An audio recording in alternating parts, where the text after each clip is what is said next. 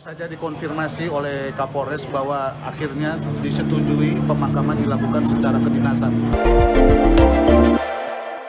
Usai autopsi ulang, jenazah Brigadir Yosua dimakamkan secara kedinasan.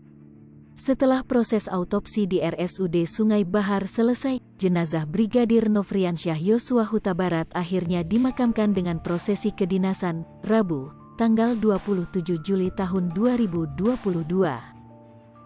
Dimulai sejak mengangkut peti jenazah dari ruang autopsi menuju ambulans dilaksanakan secara kedinasan.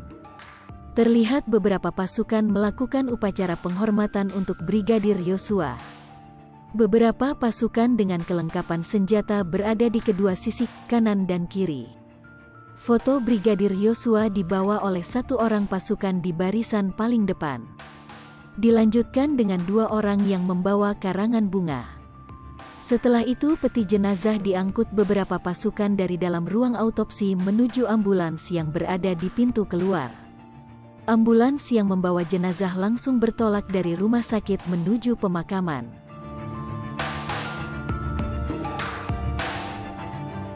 Terus saja dikonfirmasi oleh Kapolres bahwa akhirnya disetujui pemakaman dilakukan secara kedinasan. Mereka sedang mempersiapkan dan sekarang peti masuk. Terima kasih atas dukungan dari semua rakyat, ya, Panglima TNI, Presiden dan Pak Menko Polhukam. Doakan terus agar ini terbongkar, supaya keadilan kita tegak dan semua kebenaran ini bisa terungkap. Maju terus.